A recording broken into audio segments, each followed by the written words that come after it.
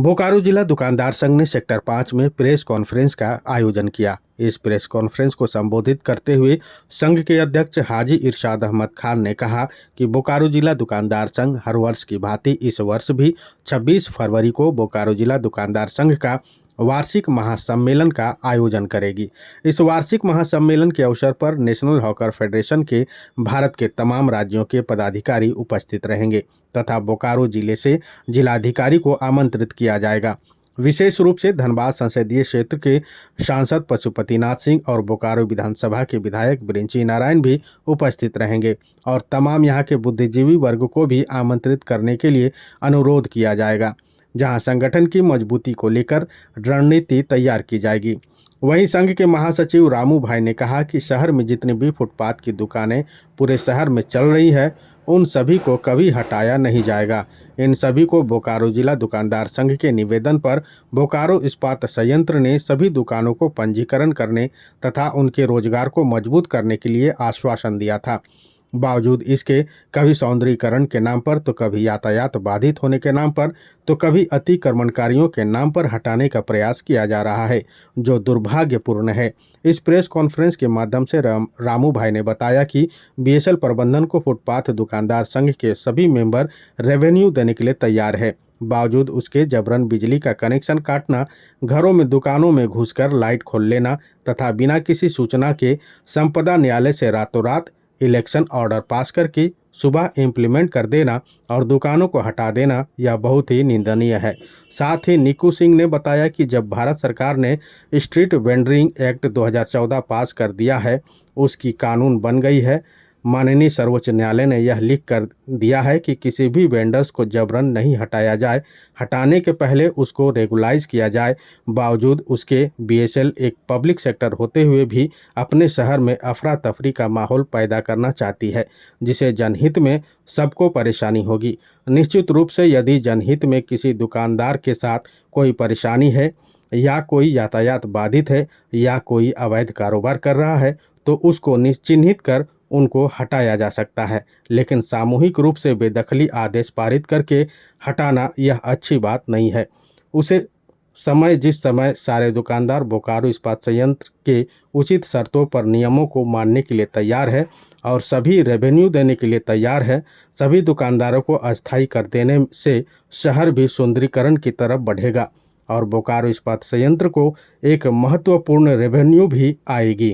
कि हम लोगों को हर साल हम लोग वार्षिक सम्मेलन करते हैं और उसी वार्षिक सम्मेलन के लिए हम लोग बैठे हुए हैं कि हम लोग 26 तारीख को बेहतर से बेहतर प्रोग्राम हम लोग करेंगे, जो पिकनिक का भी होगा और हमारे संगठन में एकजुटता का परिचय भी दिया जाएगा।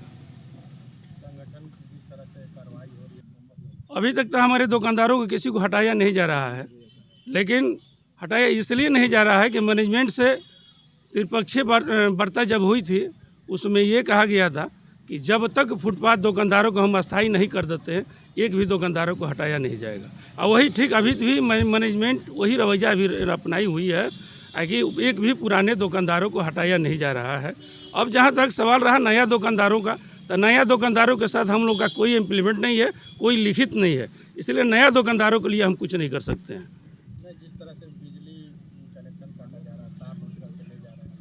देखिए, ये तो बिजली और पानी हम लोग को तो दिया नहीं गया है। अब है कि अगर बीएसएल काट रही है तो हम उनसे हम ज़बरदस्ती कर भी नहीं सकते हैं। सिर्फ हमारी गुजारिश यही शुरू से रही है कि आप हमको बिजली पानी और अस्थायीकरण हम अस्थायी कीजिए और हमसे जो रेवेन्यू लेना है आप हमको रेवेन्यू लीजिए, लेकिन हमको काटने का काम नहीं कीजिए। कैसे मजबूत करेंगे संगठन? हमारा मजबूत है, काफ़ी मजबूत है और हमारा संगठन हमारा एक प्लेटफॉर्म, जब भी किसी तरह का घेराव प्रदर्शन जो भी हम कोई करते हैं, मीटिंग करते हैं, हमारा हर एक दुकानदार हमारे साथ रहता है, खड़ा रहता है, हर चीज़ में हमारा दुकानदार शामिल है। बोकारो इस्पात प्रबंधन के डीआई साहब से अभी हाल में बात हुई थी, जिसमें सारे लोग उपस्थित थे। इन्होंने कहा कि फुटपाथ दुकानों को अस्थायी करेंगे और शहर को हम सुंदर करेंगे। हम उस पर एकदम खड़े हैं और आज भी लगातार वरीय पदाधिकारियों से बात होते रहती है। हमारा ये मानना है कि फुटपाथ दुकानों से यदि आपको कहीं यातायात बाधित है, कहीं सुंदरीकरण में आपको प्रॉब्लम है, किसी भी प्रकार की आपकी योजना है, तो हम निश्चित रूप से कहीं और शिफ्ट होने के लिए तैयार हैं। हमें आप रेवेन्यू लीजिए और हमें अस्थाई करने के लिए एक वेंडर मार्केट बनाने का काम कीजिए, जहां पर हम सुरक्षित और डिग्निटी हमारी हैम्प नहीं हो, काम कर सकें और शहर को सुंदर भी रख सकें। देखिए साथी, अधिकारी आए हैं, 5 साल रहेंगे, 2 साल रहेंगे, फिर उनका ट्रांसफ़र हो जाएगा, लेकिन शहर हमको चलाना है, शहर में हम रहते हैं और हम चाहेंगे निश्चित रूप से कि ग्रीन बोकारो क्लीन बोकारो हो। और इसी कार्यक्रम के दौरान आज के प्रेस कॉन्फ्रेंस से घोषणा कर रहे हैं कि 26 फरवरी दिन सोमवार को सेक्टर 4 मजदूर मैदान में बड़ा कार्यक्रम इस बार किया जाएगा फुटपाथ दुकानदार संघ का, जिसमें नेशनल हॉकर फेडरेशन के सभी पदाधिकारी, जिलाधिकारी बोकारो और मैनेजमेंट के भी कुछ पदाधिकारियों को आमंत्रित किया जाएगा और शहर के बुद्धिजीवी वर्ग के बहुत सारे लोग उपस्थित रहेंगे। उस दिन हमारी शहर की सभी दुकानें बंद रखी जाएंगी स्वेच्छा से।